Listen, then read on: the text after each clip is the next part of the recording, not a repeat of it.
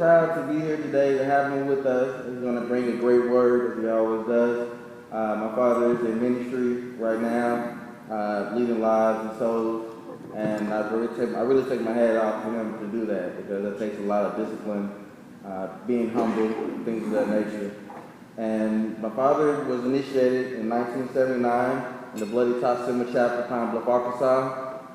He went on to be in numerous graduate chapters, ranging from Washington to also the Top Hall chapter of Los Angeles, California. And currently he is a member of the Epsilon Alpha chapter here in Jonesboro, Arkansas. So without further ado, I would like to introduce to you our speaker for today, Minister Brother Clifton Eugene Blanchett.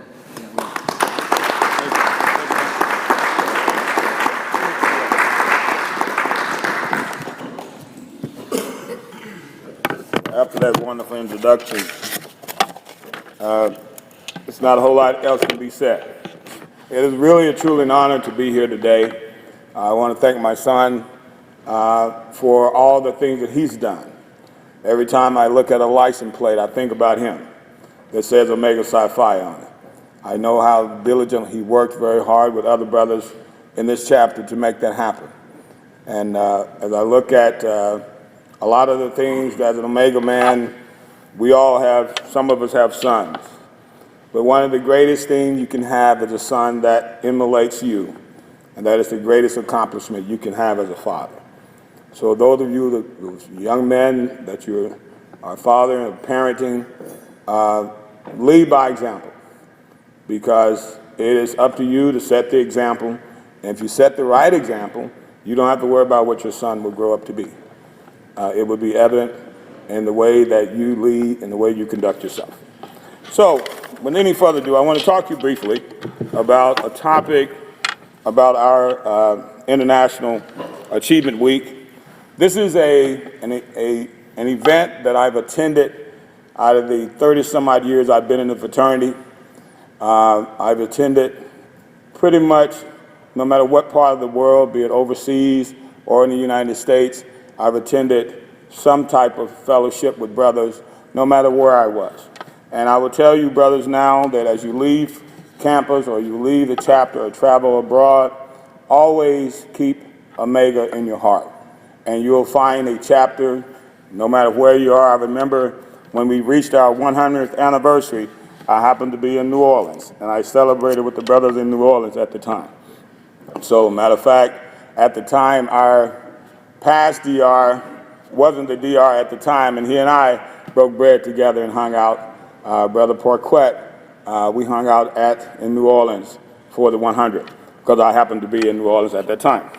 But in moving along, I want to talk to you briefly about our International Achievement Week. The International Achievement Week is a mandated program of Omega Psi Phi. Now, this program was originally designed for basically to do African American studies, life and history. The National Achievement Week began in 1920 at the 1920 Grand Conclave in Nashville. Brother Carter G. Woodson inspired the overall idea, and in 1927, at Brother Woodson's urging, the fraternity went on to form what is called the National Negro Achievement Week, an annual observance. And in 1976, this commemoration evolved into what is called Black History Month today. The Achievement Week program recognized those individuals at the local and national level who have made significant contributions towards improving the quality of life for African Americans. Now, I want you to look at it's about African Americans. I know in this fraternity we have other nationalities, but somehow we have lost what this fraternity is about. This fraternity was originally formed for African American men. And never forget the purpose, no matter who joins this organization, never forget the purpose for which you were formed. The objective of this observance was to focus the attention on outstanding achievement, not only by giving appropriate recognition to those who have achieved, but also by stimulating others to gain even higher eminence. To implement our democratic way of life by emphasizing that all people must be judged by their accomplishments and their service to mankind, regardless of the nationality, religion, or race. So here again, where the objective of our fraternity was to serve other people, those, the least of these. This goes back to a biblical connection, because if you remember, Brother Love was a minister. One of the things that you have to understand, when this fraternity was formed, God was woven into everything we do. If you notice, when the Lampados manual and those programs were around, you had certain things that were biblical connected. Now, here's a connection here in our objective: to implement our democratic way of life by emphasizing that all people must be judged by their accomplishments and their service to mankind, regardless of the nationality, religion, or race. If you notice in the Bible, we're taught to do for the least of these. We're taught to do for those that are downtrodden, those that are homeless, those that are outcasts, those that have less than we have. Too much is given to us, much is required of us. And that's what the objective of this fraternity was all about, helping other people, in particular African Americans.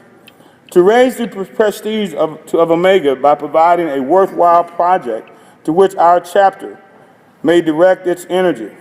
This united effort should stimulate and enrich the community where Omega Psi Phi chapters are located. When you start looking at our theme for today, our theme is Omega at the forefront, fulfilling its legacy. What I did, I took a moment and looked at this theme. When my son sent it to me, I said, well, I think this, when I first read the theme, I initially said, well, guys, this is a theme that really doesn't resonate with me initially. But then I thought for a minute. I said, well, let me examine this a little bit closer. I took a moment and looked at our International Achievement Week. And this theme became more powerful to me as I began to look at it. Because what I realized, that if this theme was put and explained the right way, it would mean a lot to a lot of brothers. So I took the time to try to explain this theme to you. And today I'm going to try to do that. At first glance, this theme does not resonate much to an untrained eye, but it speaks to those who understand the significant meanings of the words that were chosen by Omega Psi Phi Incorporated to represent the 2015 International Achievement Week. Omega at the forefront, fulfilling its legacy. I want you to look to your neighbor and say, Omega at the forefront. Omega at the forefront. Fulfilling its legacy. Fulfilling its legacy. Now, let's break that down. Omega at the forefront identifies who is being addressed and what significant position or part is going to play. Now, if you look at Omega, you notice it did not say Omegas, it said Omega. There's a significant reason for that, because when you look at a body and it's as one, then you speak to it as one. If they were to say Omegas, then they're talking to each and every one of us. We're talking to individuals. When I pledged, one of the biggest things about this fraternity was one. You all think it's one, you do as one, you act as one. Now, most of you probably never know. You probably say, well, why did the fraternity say Omega and not Omegas? Because we are as one. When you talk to a body, we're being spoken to from national saying Omegas. We need to Omega at the forefront. Get at the forefront. Now, let's examine what forefront means. Now, Webster defines that forefront has to deal with us basically looking at going into a definition of the position of greatness, of greatest importance or prominence is forefront. So when we look at position of greatest importance or forefront or prominence, you need to be in the forefront. So it doesn't make any difference what business you're in. If you're in entertainment, if you're in gymnastics, you need to be at the forefront. You need to be in the greatest and most important position of whatever it is you're doing. If it's education, you need to be in the forefront. If it's ministry, you need to be in the forefront. You need to be in the most important piece or aspect of whatever it is you're doing. If you're a rocket scientist and they're going to the moon, you need to be on the moon crew. You don't need to be on the Mars crew, because Mars ain't coming now. It's not the prominent position. It's not the most important place you need to be. So what we're basically being told in our theme is that Omega's at the forefront. Get off your butt and go do something important. Do something significant. Make a difference. One of the biggest things about achievement is about achieving. So if you haven't done anything, what are you going to achieve? One of the greatest things I have whenever I fly into the state of Arkansas, I still look up and across the sign that says Arkansas. I say, you know what? I'm still one of the 4 fastest men to ever run the mile relay in this state in high school. After 38 years of kids trying, nobody did it. And I never had to try. So when I talk to people about track and field, you say, well, Cliff, we're going to do this. We're going to break this record. We're going to do all this stuff. And I say to them, I say, that record was put there based on 4 people who knew their strengths and their weaknesses. Going back to that one again, that Omega. We knew that our scratch man was the weakest guy. So we told him his job was just not to drop the stick. That was his job. It wasn't to catch anybody. It wasn't to win. It wasn't to do anything extraordinary. His job was one thing: do not drop the stick. Because why? If they drop the stick, we have no chance of winning.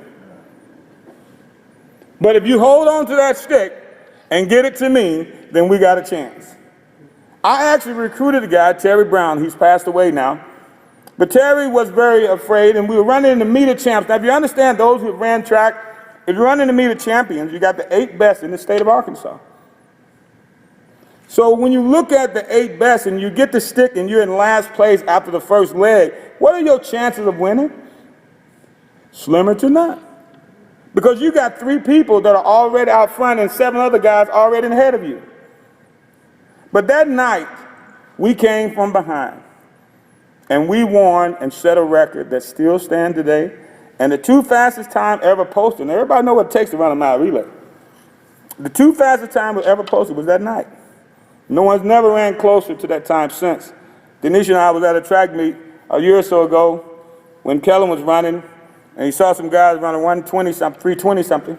He said, guys, that was really fast. But Dad, y'all ran 7 times faster than that. I can't imagine how fast that was.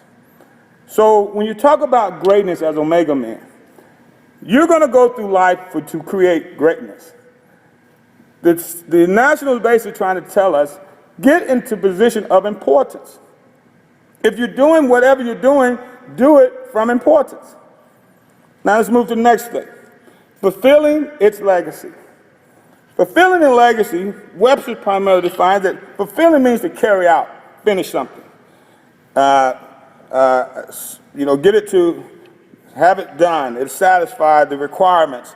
You basically come to the finish line. You're done. Time's up. You're finished.